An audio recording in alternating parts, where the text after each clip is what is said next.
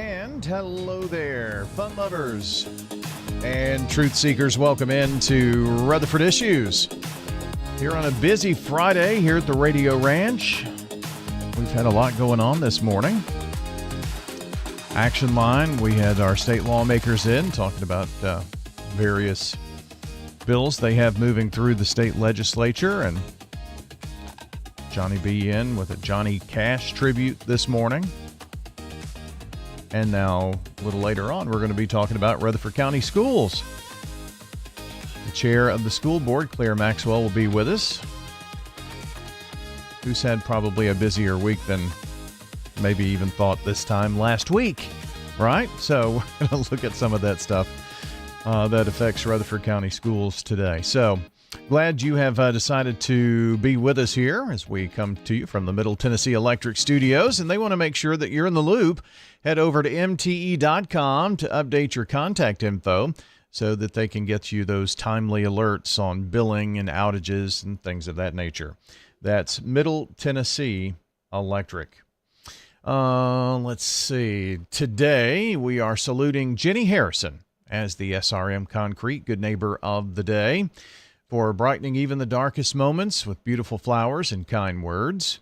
As you may have read on our website earlier this week, Jenny Harrison and the family had to make the tough decision to close Ryan Flowers after, they were here in the 30s, I think, if what I read was right. Or I know what I read was right. I can't remember if that's the number or not. But 30s, 40s, family business, and it's just been a tough time. But we thank Jenny for her many years of support and wish her well as things go forward, battling through some health issues. So Jenny Harrison, today's SRM Concrete Good Neighbor of the Day today. Now, we're still moving forward with the Good Neighbor of the Day. We've been doing it for 79 years. Nothing stops us now, so we're going to continue with that. So be sure to send in those good neighbors. How do you get them here? We'll text NEIGHBOR to 615-893-1450 or wgnsradio.com/goodneighbor. Two of the ways that you can get in your good neighbors to us. And then we'll pick it up from there and go have them as the good neighbor of the day sometime next week, maybe 2 weeks from now, depending on how quick you get it in. So text NEIGHBOR to 615-893-1450 or wgnsradio.com/goodneighbor. Our friends at 7 Brew Drive-Thru Coffee are going to partner with us to continue the Good Neighbor of the Day, so we're very thankful about that. Okay, so how about Birthday Club? That's where we announce birthdays every weekday morning. Fridays we'll do the Saturday birthdays. Mondays, Sunday. You got it. Of the many that are celebrating birthdays out there, including my sister-in-law, Heather, Dow Smith, for those in Smyrna, you know Dow. Well, he's got a birthday today, but our winner happens to be Barry Johnson Jr. Now, what do we mean winner? Everybody's a winner. It's their birthday, right? Well, Barry gets to go over to Slick Pig and enjoy some banana pudding, thanks to being chosen as our birthday club winner. Every weekday, we announce all of the names and give away that banana pudding, so there you go. Congratulations to Barry Johnson Jr. today on being our winner. Good day, Rutherford County. This is Lee Colvin, financial advisor and CFP with Edward Jones. Let's get the latest business news from our financial desk. Good news for home buyers. Mortgage rates dipped below 6% this week for the first time since 2022. Freddie Mac says the average 30-year fixed-rate mortgage rate fell to 5.98% from 6.01% last week. Rates have been on a steady decline since the Federal Reserve began slashing its benchmark interest rate in 2024. And more layoffs this week. Jack Dorsey's financial tech company Block says it will cut 40% of its workforce, affecting more than 4,000 jobs as it moves to more artificial intelligence throughout the organization. Block owns Cash App, Tidal, and Afterpay. I'm Jesse Mitchell. Right now, the Dow tumbling more than 600 points after hot inflation report and mounting concerns about AI impact. It's down right now 540 points at 48,959. S&P is down 34, 68.74. NASDAQ down 163, 22,716. From Wall Street to Church Street, that's the latest business news from the Edward Jones Financial Desk. I'm financial advisor and CFP Lee Colvin. Call 615-907-7056 or stop by our office on South Rutherford Boulevard in the Public Shopping Center. Now, here's your Rutherford weather forecast. So we have been watching the fog this morning burn away. I think we're just about done with the fog. This is from downtown Murfreesboro looking back to the east. You can see the Bank of America building there looking off on the horizon, no problems. And from our studios, bright blue, clear skies. You are going to love this weekend forecast we've got coming up. So let's check it out. Well, Brian, it looks like we'll see sunny skies here for this afternoon with a high into the mid-60s. Winds out of the north around 5 to 10 miles per hour. Then for tonight, we'll have mostly clear skies, a low near 38. By Saturday, sunshine, a high of 72 degrees. And on Sunday, partly sunny skies, a high around 65. Monday, we'll have a chance for some rain showers, cloudy, high of 61 degrees. Then by Tuesday, a slight chance for some rain again. We'll have cloudy skies, a high around 67. I'm meteorologist Jennifer Wojcicki. Thank you, Jennifer, for the update. And let's take a look at our Rutherford weather radar, shall we? Not showing anything going on out there. 46 is what the current temperature is coming in from the Murfreesboro Airport. It's 49 in Smyrna, so I think maybe we just haven't gotten this hour's reading. We've got 47 here. When is the next chance of some rain? Well, this takes us to early on, late on Sunday evening, about 6 o'clock. Once the sun goes down, there's 9 o'clock. Yeah, we've got rain for the overnight period and for Monday during the day. So rainy conditions will continue right on through first couple of days into next week. But by the time we get to Tuesday, things beginning to clear out.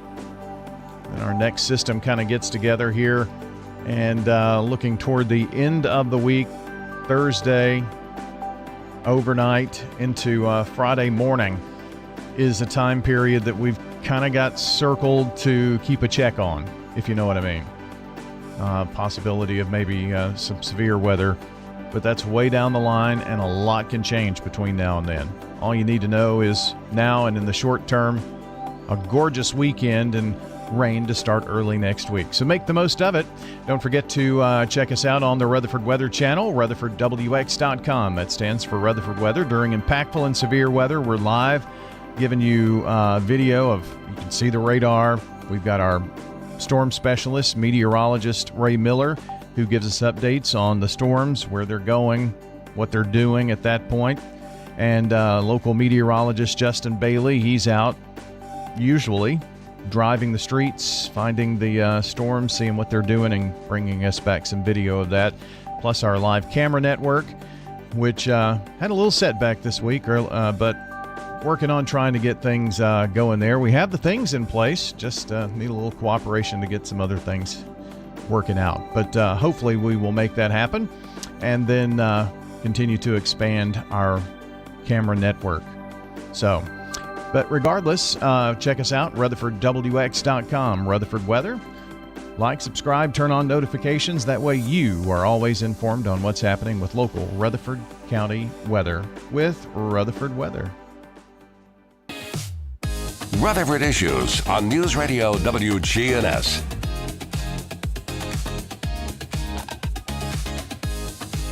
And Rutherford Issues on Big G TV. And all of our Big G TV coverage brought to you by Murfreesboro Medical Clinic, the only multi-specialty physician-owned medical practice in Rutherford County. Serving the community with primary and specialty care, MMC is committed to keeping you healthy for life. World news headlines coming up. Dalton has your Rutherford Roundup, a little sports report, then we're talking about Rutherford County schools. I told you, busy day here at WGNS. Let's kick it off with that news check. CBS Radio News. CBS News Brief. Scouting America has agreed to drop DEI initiatives and base membership on biological sex at birth to retain U.S. military support.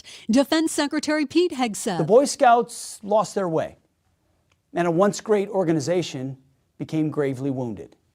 Former President Bill Clinton will be questioned shortly over his connection to Jeffrey Epstein. CBS's Nicole Killian is following from Chappaqua, New York, where the deposition is taking place. We have seen in the Epstein files that have been released to date, some 3 million documents, that there have been numerous photos that have emerged of former President Bill Clinton with Jeffrey Epstein. Charlie D'Agata in Tel Aviv reports on the steps being taken amid growing signs of a potential war with Iran. Today, the U.S. Embassy here in Israel issued a security alert and a new advisory authorizing the departure of, quote, non-emergency U.S. government personnel. CBS News Brief. I'm Stacey Lynn. This message brought to you by the Central Tennessee Regional Solid Waste Planning Board. Visit recyclerightTN.com for tips, ideas, and locations on where to recycle near you. Don't be trashy, recycle classy, recycle right, Tennessee. Recycling isn't just about tossing materials in a bin, it's about knowing which materials are accepted. Go to recyclerightTN.com. Recycle right, Tennessee. Craig Buckner with Mills Family Pharmacy. Many medications for our animals have to be compounded, and we offer that here at Mills Family Pharmacy. Mills Family Pharmacy offers a wide range of compounding. Special for you, your loved ones, or for your pets. Learn more at millsfamilypharmacy.com. Thank you for allowing us to be your local pharmacy. We're at 2994 South Church Street, next to Toots. Mills Family Pharmacy, dedicated to providing customers with services to meet their needs. I'm Dalton Barrett for News Radio WGNS, and here are some of the top stories impacting Rutherford County on your Rutherford Roundup for Friday, February the 27th, 2026. Lawmakers representing Smyrna and surrounding areas are pushing a proposal that they say could directly benefit Rutherford County schools as transportation challenges continue locally. State Representative Mike Sparks of Smyrna and State Senator Janice Bowling of Tullahoma have introduced legislation that would lower Tennessee's minimum age to drive a school bus from 25 to 23. The measure would still require drivers to meet all commercial licensing standards, including earning a CDL with a school bus endorsement and maintaining 5 consecutive years of unrestricted driving experience. Sparks says that the change would expand the pool of qualified applicants, while allowing local school boards to keep their own standards in place. This proposal comes as Rutherford County continues working through its own bus disruptions in Murfreesboro and surrounding communities. During a special called meeting, the Rutherford County School Board terminated contracts tied to 41 buses after an insurance lapse left those vehicles sidelined. District officials are now securing new contractors, while existing providers are covering routes. In some cases, making multiple runs, as well as causing delays. 3 shuttle routes serving Central Magnet, Oakland's IB program, and Holloway High remain temporarily suspended. Supporters of the state legislation note that neighboring states allow drivers as young as 18 to 21, arguing added flexibility could help stabilize service in fast-growing communities like Rutherford County. As Murfreesboro continues to experience rapid growth, city leaders say that they're investing heavily to preserve quality of life. Murfreesboro Parks and Recreation Director Nate Williams recently outlined progress on the new Veterans Park, a $16.5 million project under construction along Veterans Parkway near Interstate 840. The future park, made possible through a 2023 land swap agreement with Middle Tennessee Electric, is designed to anchor the fast-developing west side of Murfreesboro. Plans call for nearly 5 miles of walking trails, some paved, along with multi-use amenities and regenerative natural areas where native landscapes will be restored. City officials are targeting an early 2027 opening, with the park serving as a lasting tribute to U.S. veterans. Meanwhile, the Murfreesboro City Council has approved a significant amendment to the city's sign ordinance, allowing qualifying properties to install large, permanent, ground-mounted flags. Under the new rules, businesses in heavy industrial, light industrial, and park zoning districts with at least 20 acres may fly flags up to 4,000 square feet on poles reaching 150 feet high, provided strict setbacks and safety standards are met. City leaders say that the change strengthens Murfreesboro's economic development strategy while limiting visual impact to appropriately zoned areas. The ordinance takes effect this week, giving eligible properties across Murfreesboro new signage flexibility moving forward. A long-standing fixture in the Murfreesboro entertainment scene is preparing to close its doors. Lanes, Trains, and Automobiles, better known as LTA Depot, has announced that it will cease operations this spring after 15 years serving families across Rutherford County. The closure follows the sale of the property by the current landlord to a new owner who plans to occupy the building, prompting a mutual agreement to end the lease. For more than a decade and a half, the venue hosted birthday parties, youth events, and competitive bowling leagues, becoming a gathering place for generations of local families. The final day of operations is set for April the 4th, with regular hours continuing until then to allow the community one last visit.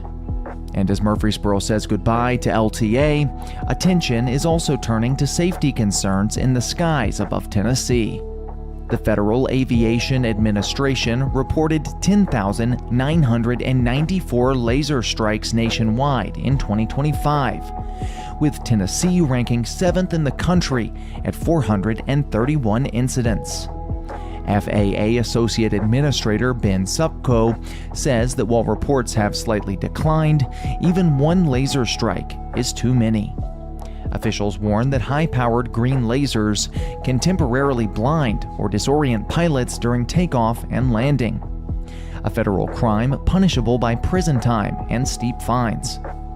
Authorities urge anyone in Rutherford County who witnesses a laser strike to report it immediately to law enforcement and the FAA. That's all for now. For updates on these, as well as many more local news stories, be sure to check out our website, wgnsradio.com. You can also follow us on social media at News Radio WGNS on Facebook, as well as X.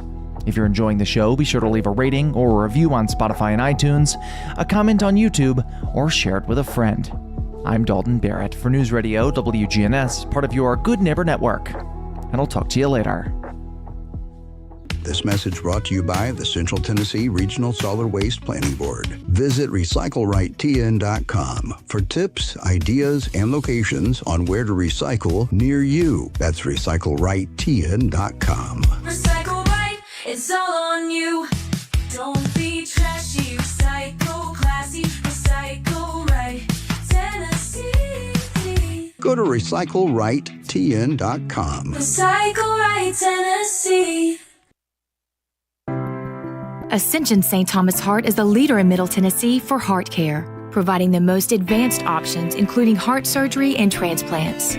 Our nationally recognized cardiac team cares for more adult hearts than anyone in the state, from AFib to heart failure, using minimally invasive options when possible to help shorten recovery, making Ascension St. Thomas Heart your first choice for routine heart care and cardiac emergencies. Schedule a heart screening or find a cardiologist at ascension.org/St. Thomas Heart. This is News Radio WGNS, Prime Time Sports. Sponsored by the law offices of John Day. Our expanded office location is on Medical Center Parkway, just across the street from the hospital. If you've been injured, call us for a free consultation at 867-9900. Region girls quarterfinals are tonight. It is at the higher seed, this particular region 5, and so we will see tonight on WGNS. Stewart's Creek hosting the Siegel girls. So that's tonight from Stewart's Creek. We're actually going to be there tomorrow night as well as they welcome in the Riverdale boys. So that will be our broadcast of the region quarterfinals tonight. 6:45 airtime. Stewart's Creek versus Siegel girls in the region quarterfinals. Tomorrow night, 6:45, Stewart's Creek versus Riverdale boys in the region quarterfinals. Other games going on tonight. Blackman will host Riverdale this evening. Also, you've got Fayetteville going to Eagleville to play the Lady Eagles. Smyrna will travel to Oakland, and Laverne is at Rockvale. In boys tomorrow night, Siegel will go to Blackman, the number 1 seed from District 9.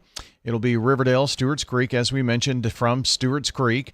Rockvale will travel. Nope, that's wrong. It'll be Smyrna at Oakland, and it will be Laverne at Rockvale.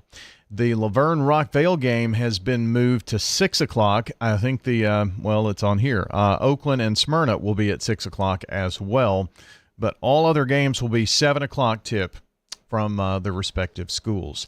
Next week on Monday, it's girls semifinals, and Tuesday boys. Our coverage will begin at 5:45, and I will tell you that if you haven't seen any basketball all year, you've been waiting, want to go, but you want to see the best matchups, the girls and boys semifinals, anywhere you want to go in the state, it's almost always the best night of high school basketball. For the Blue Raiders, well, tomorrow, busy day. Prentice Allsup Heating and Air Coaches Corner. We'll be talking with boys coaches. We'll have all the boys coaches on, and it'll be the last time we have all girls or all boys as we go deeper into the postseason. Starting at 9 o'clock, and MTCS Cougar Corner at 11:15. Then at 11:30, the Blue Raider men will host, it's New Mexico State. We'll have that broadcast for you at 11:30. Then at 3:30, the Lady Raiders at Delaware. And then our high school coverage tomorrow night. So we're going to be on from 9 a.m. tomorrow until about 8:30, 8:45 or so. So a busy day here at the Radio Ranch for all the high school and MTSU sports. Next week, another busy one as well. So be sure to tune in for that. And with that, let's check in with Danny Brewer. Time now for Danny Brewer's Friday Pony Picks. Sponsored by the Mint Gaming Hall at Kentucky Downs.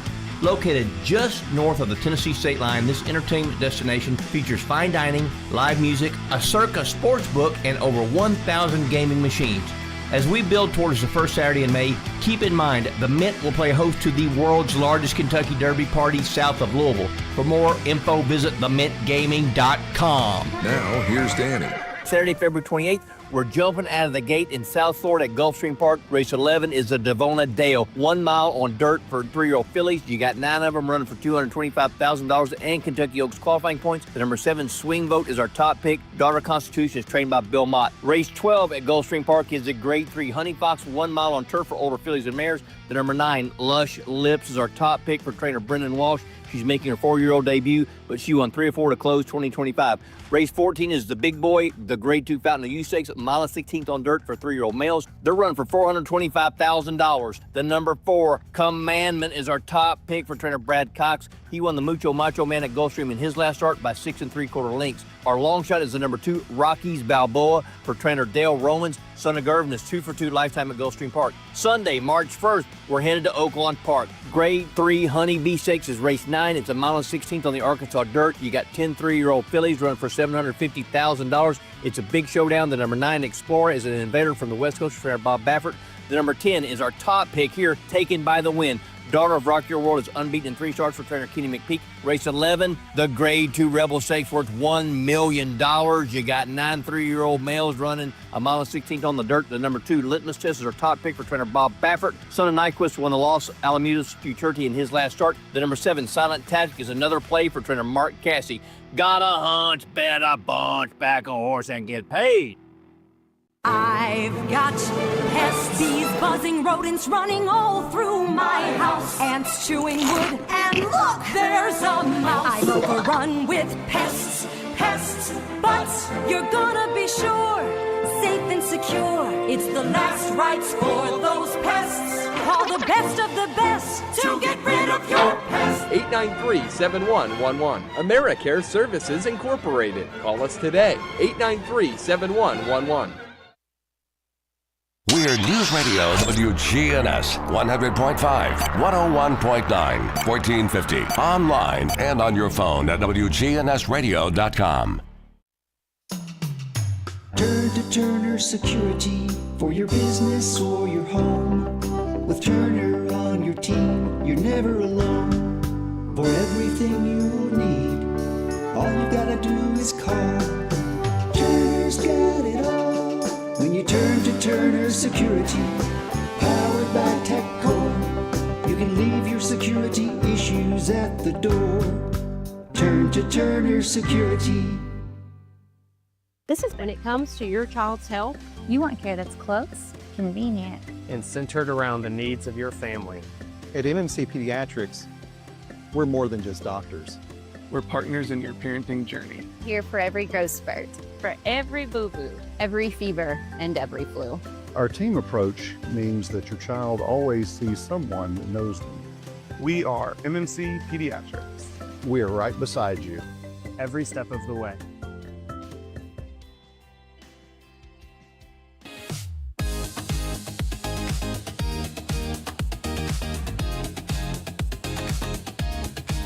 Rutherford Issues with Brian Barrett on FM 101.9 and AM 1450 Murfreesboro, FM 100.5 Smyrna. Listen and watch at wgnsradio.com. All right, Rutherford Issues is presented by Middle Tennessee Electric. If you've recently changed your phone number or email, be sure to update your details at mte.com. The absolute best way to make sure you're reached quickly with important information from the utility, like outage updates, billing cycles, that kind of thing. It's pretty good information you need to know. But if they don't have your phone number or email, they can't contact you. So that's why we're reminding folks about that. Claire Maxwell joins us, the chair of the Rutherford County School Board, and we've been talking over lots of ideas. If we could just say poof and it happens, boy, we'd have things fixed. Oh, yes, we would. Yeah, pull that up real close to you. Good morning, sir. Good morning. Good to have you. You've had a busy week. Yeah, just when you think, oh, I have a light week next week, it changes on you like a dime. What, 2 special called meetings? Yes, 2 special called, important meetings. We had some issues with a contractor, but we were able to, we worked very tirelessly. I want to thank our transportation department was on it and worked through the weekend and through Monday and Tuesday. And we are taking care of making sure our students can get safely back and forth to school. And it's just, unfortunately, a situation that happened, and we had to make some hard choices. But we're going to be okay. And hang in there with us, families. So buses, the bus system, it's not the buses say Rutherford County Schools, but they're not owned by Rutherford County Schools. Yeah. These are private contractors, and they have and the big change that happened in I don't think everyone understands it, was that they'd been able to carry insurance through the county. And last year that came down from on high at the state capitol, that no longer could you do that. They had to get their own liability insurance. And I knew that was going to be a struggle for some. Which was part of the negotiation over the summer that we dealt with, right? Exactly. Yeah. That was part of it. And so we finally were able to help them out a little bit of that, because insurance is very, very expensive. And we're able to get $4,000 for each contractor for each bus. So to help them with the insurance, because the insurance is astronomical. But that was a burden the county had that then went to the bus drivers. Because we felt their pain, and we wanted to make sure that we didn't lose any good bus drivers that we need, because we need all of our, it's all hands on deck when school starts. And so we did this, and so it was unfortunate that this situation arose when we thought we had taken care of the insurance this year. And now it's going to be, every year, it's going to be a struggle, because insurance doesn't stay stagnant, unfortunately. Correct. Is this are those policies a yearly policy or every 6 months, or I guess it depends? I guess it depends. Like I said, the insurance, Rutherford County is really not in that. Right. We're not privy to that. So that's all part of what they do. That comes down between the individual contractor and their insurance agent. So that's part of the problem too. Yeah. So we didn't. Are there any safeguards in place going forward to We're trying to do that. Now, the contract has already been signed, but there are things that we want to put in place that I think that the contractors would benefit them as well. So, like you've got to prove you have insurance to the county. Exactly. And you may have to prove it more than just at the beginning. Yeah. You may have to.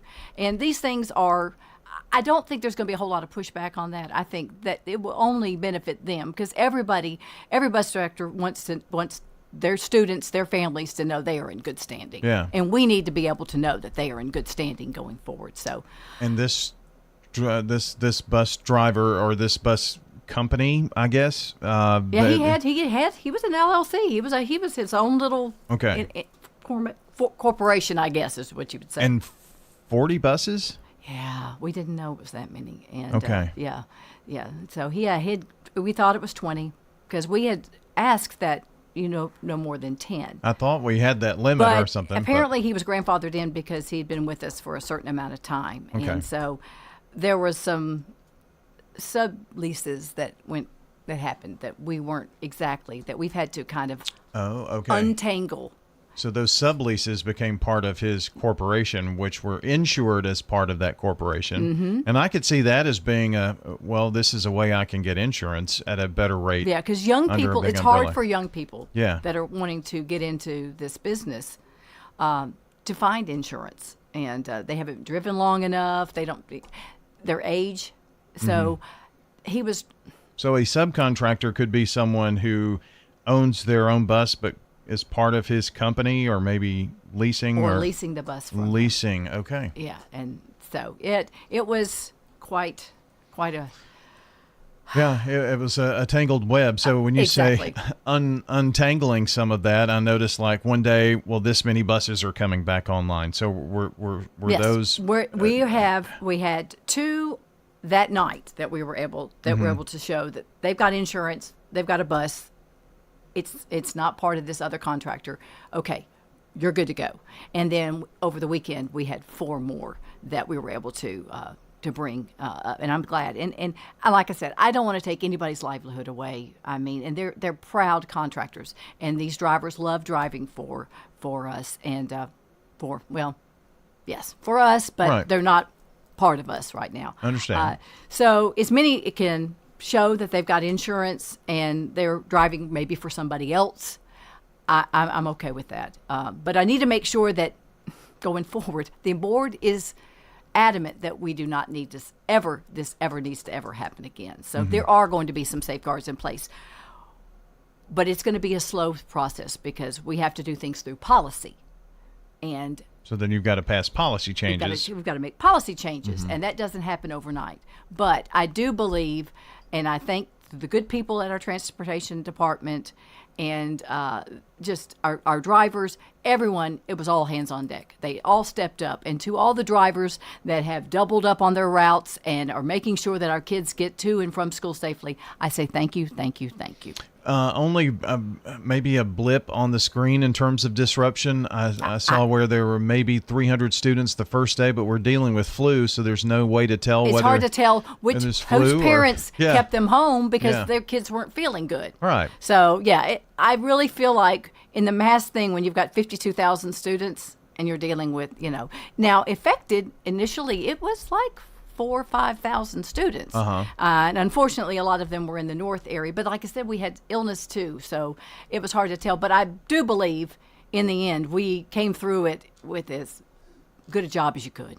So going forward, what was it, 2 that night and 4 the next meeting? The next day. So that's 6. What's 35 more down. Well, yeah. What's being done for that? Or are we just filling the gaps at this point? We have to until they're able to come to us. And trust me, there are good drivers out there that are trying to get all their paperwork together and get their ducks in a row so they can come forward to the board, prove to us that they do have insurance, they are covered, and they are driving, or they either own their own bus or they are leasing from someone else. So, but the contractor that had these 40 buses is no longer a part or a contractor. No longer. So that's going to, even if he was subleasing, that's still going to affect, tens of buses, right? But they're buses that have been parked, yes. A lot of his buses are parked because they can no longer sublease from him as well. So, well, I know that's been, even with that big of an issue, I mean, this news was coming out on Sunday afternoon, and I got to thinking, well, if we knew that this happened on Friday, people have been working all weekend to try to figure out things. They absolutely were working all weekend long, and like I said, I commend our transportation department, and I commend our drivers that do things the right way, that stepped up to say, hey, I'll help out. I'll take this route. And they may have to do that for a little bit longer until we can, permanently get this fixed, and hopefully it'll be sooner than later. Yeah. So I should we expect to see some more pop-up special called meetings at 3:30 on an afternoon to get more bus drivers in? Never Possibly. I would like to say never, but never Yeah. say never. I understand. You just don't know. You have to be prepared, and we needed to get this done quickly. Yeah. So. Yeah, it was a thing for sure. So, in the midst of all of that this week, we're working on a special project that hopefully in the months ahead we'll be able to talk about. But it's been interesting to be at the central office a couple of times and just seeing what goes on, and here are meetings taking place here, and jet setting here and going there, and we've got to go here. And I saw a photo on Dr. Sullivan's Facebook page last night of presenting in Nashville to some folks, and they were school boards or superintendents, or what? Yes. What were they? They were presenting to, I believe, TOS and the state. I am so proud Now, of Dr. TOS Sullivan. would be school superintendents School group? superintendents, Okay. yes. Okay. And we are an exemplary district. If you didn't already know it, that just proves it. When you get asked to present to the state, to the entire state, about how we do things so well, from our academics to our finance to just the way we run things here in this county, we take what is given to us and we maximize it. We get the most out of what is given to us, and we have just flourished. And we are an example to other districts of how you can do things. Yeah. And so I was very proud to see our finance director, our assistant superintendent, Kay Martin, and Dr. Martin, and I was so proud to see Dr. Sullivan present and say, look, we've had challenges, COVID and such, but look what we've been able to accomplish, and this is how we've done it. Mm-hmm. So perhaps other districts can take that and run with it as well. I saw Kay in the photo too, and then I remembered, that meeting that was coming out as we were going in, she was there. It's like, constantly. You've got some really smart people at the top, Yep. helping to guide the system. Absolutely. We have really, really good people at our central office to go along with our excellent staff at our schools, and they all work well together. I don't know of being a hometown girl. This is my county. I love Rutherford County. I don't know of a time where we have been this together as a district, and it's showing. We have really made the highest marks that I have ever seen in Rutherford County. Yeah, and just really proud of it. And I just want to make sure that we maintain this level of excellence. Well, when you're at the top, there are also people who want to be at the top with you, and Exactly. how do you get there? Or there are also people who don't want you at the top and they want to be at the top. So It's harder to stay at the top than it is to get there. That's what I hear. It certainly is. Claire Maxwell joining us today, Rutherford County School Board Chair. Let's see. I guess you're in. It seems like you're always in budget talks. Yes, budget is coming up. We have a but- retreat coming up in March. Okay. And we'll be knee deep in budget, and our 5-year plan. Obviously, we still need a high school. And we've sent the information and the Lee Road property to the county commission. And I understand they've got pressure to build a jail. And I know that. But I wouldn't be doing my job if I didn't really, really push for a school. And I'm optimistic we can get both. We're smart people. We know what we're doing here in this county. And the county commission has always come through for us. And I know that they will come through for us this time as well. So hopefully we can get the school approved in May in this budget cycle. And we can hopefully have a school knock up and running by 2029. Okay, so that would be, you mentioned Lee Road, so that's up in the Smyrna-Blackman area? It's on the other side of the interstate on I-24. It's above Stewart's Creek and across I-24. Laverne's on this side, on the right side. If you're headed towards Nashville, and it's on the left-hand side, it's above Rocky Fork and that area. And it's a good piece of property. It's a large piece of property. It actually could be a 3-school complex, but what we need the most is a high school right now because the Stewart's Creek, Blackman area, Rockvale, that whole corridor is just not stopping. So that property has been identified. Mm-hmm. The first step, obviously, is to purchase said property. And that's what we're waiting to just make sure that can happen. Okay, so that's the first step from the county commission is to say, let's move forward with purchase. Yes. Then it's the battle of, can we build that in a jail, and how much? Yeah, exactly. How much? We are looking at a smaller high school. Now, the footprint would be there if we needed to go back in maybe 10, 12 years later and expand if we need to. But we're looking at a smaller high school. We're looking maybe a 1,500 high school. Now, you say if. You mean when, probably? When. No, I'm just kidding. Yeah. But, I mean, obviously, whatever you build, you can add on to, or you have to build another if it's as big as you could make it. I mean, that's just what we're in right now. But we do know, we recognize that there are a lot of parents that would rather have a smaller school versus a 2,500 school. So what would this be, 1,500, 1,800, somewhere in there? About 1,500, yeah. Okay.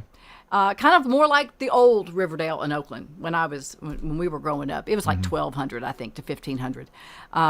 So that's what we're kind of thinking about because, I hate to say it, this will be the first high school we built since 2019, I think, when that's Rockville when came along. Rockville opened. Mm-hmm. But it won't be the last. We're going to have another one. The company that we brought in, which is really, really smart, and they know what they're doing, they've identified the Christiana, Rockville area as another area. So, we're probably 5 years after that, I'd like to get another high school up and running. And interesting that you mentioned Rockville because I think that puts it in perspective. I want to go back to what you said a second ago, is that this is preparation being made to hopefully get a school open by 2029. And the last high school opened in 2019. So that's 10 years. Yeah. And how much growth have we seen in 10 years? Tremendous. And I don't see any signs of it really slowing down. This year's was kind of a blip. It was, but next year all those COVID kids the COVID babies that are going to be going to kindergarten. Yeah. Well, there have been some numbers thrown around that, we're actually seeing people have fewer children. And so there will be less children that we have to educate. And we're actually seeing those numbers go down. In fact, you mentioned that blip. So you hear those things and it sounds like, well, maybe we don't need to build. And I'll tell you who's moving here. They're not moving here because they got a job here. They're not moving here. They're not really young. They're people with children. A lot of them have children who are already in like middle school or high school, and they're moving here for our quality of life and because of our schools. We have excellent public schools. And these families are moving from all over the place, from other parts of Tennessee to outside of the state. And that's what they want. They want this. So I don't see it slowing down. The projections were that we would get over the next 10 years, 100,000 more people. Where are we going to put them? Where are we going to put them? and the kids that go along with it. And if we're not prepared, we'll be caught real flat-footed. And no one likes portables. I don't want more portables. Well, I'm just thinking you've built these additions at, let's take Riverdale and Oakland, for instance, and Smyrna. That was on property that you had portables on. So where are you going to put portables? Eventually you're going to run out of room to put portables on a school complex because there's no room left. There's no room left. Yeah, exactly. So, but like I said, I'm optimistic that we can work something out. The county commission, they've been great. They've been great to us, and we've been able to do quite a bit in a short span of time when we really were shut down and couldn't do anything for like 3 or 4 years. Well, and I think it's also important to note that I think you could probably build a school a year from here on out. Oh yeah, you absolutely could. Now, so all you're talking about is trying to make dents and chop away as best you can, but there's still going to be overcrowding. Oh yeah. We can't stay ahead of this as well as I would like, because in a perfect world, we would start 3 high schools. We really would. But the reason why we're as large as we are at some of our larger high schools was because the money weren't there for what we wanted to do, But the money, you had enough money that you could add on and make them bigger schools. Additions were a cheaper option more economical option to building at that time. So, would you say that it might be a fair statement that what it costs to do additions would be about the cost of a new school total? But you did it at 3 schools. Yeah, we did it at 3 schools. And, we were able to do Laverne, too. Yeah, because the new high school, we've heard it could be anywhere from 100, and I think the one they did out in Bellevue area, Nashville, was $145 million. Now, it's a $1,200 or $1,500 person high school. It's not as big as some of our large ones. So take that as, it could be anywhere close to, $180 million. Wow. Whereas a middle school, when we bought Poplar Hill, was, I think, 69, something like that, which was how much, not quite what an addition was, but it was a little bit more than that. But yeah, so we were able to put additions at 3 schools for what a new high school would be at the time. And it's a fraction of the cost what you built Rockvale for a few years ago, exactly. Which was higher than what you built Stewart's Creek. I mean, just go all the way back. Yeah, exactly. So I'm proud of the additions. They were beautiful. I get people that stop me all the time and say that was the right move to make. And I said, I know it was. And because I'm very proud of all of our high schools. I mean, and our middle schools as well. We set the example, I think, for the rest of the state on how to do things. Well, Claire, we could talk for hours. I appreciate you coming up here and updating us on things. I hope maybe a slower weekend. I'm sure your phone was blowing up all last weekend. I would like to have a calm weekend. Yeah. That would be great. A little calmer weekend for you. Thanks for coming in today. Thank you, sir. Thank you. Absolutely. Claire Maxwell joining us today, the chair of the Rutherford County School Board. If you missed any part of our conversation, we invite you to check the podcast. It'll be up shortly at wgnsradio.com. Until next time, take care out there.